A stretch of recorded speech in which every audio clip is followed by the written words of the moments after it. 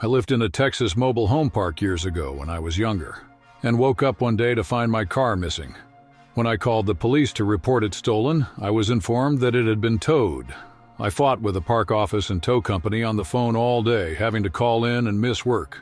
But I had time off accrued, so I did get paid. They had towed my vehicle from my own driveway in the middle of the night. It wasn't on the street, or a broken-down eyesore, or anything that would warrant a tow. So I could not imagine what their reasoning for towing could have been. Well, the tow company claimed I was partially parked on the grass, which wasn't allowed. Maybe half of my passenger side tires were on the grass, but I honestly don't think it was even that much.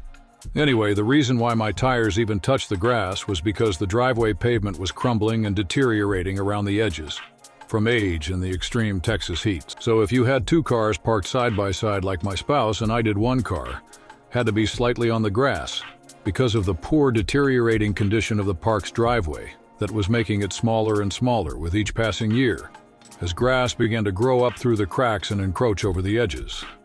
After getting absolutely nothing but apathetic hostility from both the park office and the tow company, I called city code enforcement and got them to come out to inspect my driveway that same day. They found that the drive did not meet code, which required it to be so many feet wide by so many feet deep. In fact, it missed these dimensional requirements by quite a bit after years of deferred maintenance. The inspector then went to the office to inform them of this violation.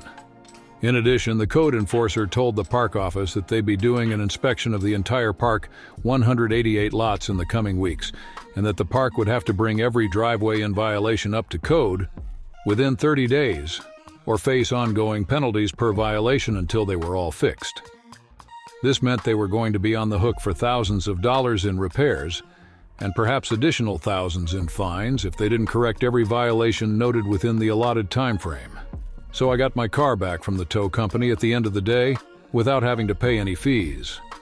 Once I was there, they gave me restrained attitude and tried to make me just get my car and get out. But I made a big deal about taking a dozen photos of my car from every angle to document any potential damage they may have inflicted during the tow and storage process. It was such sweet revenge. The park was a great independent place when we moved in, but became a glutinous monster once a national corporation bought them out. They went up every single year 4% on lot rent, because that was the legal max, I believe. They also stopped renting homes, so everyone had to buy their homes from the Corp too if they wanted to stay in their rental home once their lease came up for renewal, freeing the company from having to do repairs. And of course, they raised the prices of the home significantly more than what they were listed for if you opted to buy when they were still an independent park. Ours went up $5,000 from what we could have bought it for when we moved in. And they were still independent, but we had no choice other than move after a single year of owning. So we took a risk and did a private lease to own, just for what we owed on the home, with another couple that had poor credit and got out within a year after the towing incident. The couple turned out to be great, paying on time, and eventually after a few years fixed their credit enough that they were able to refinance under their own names.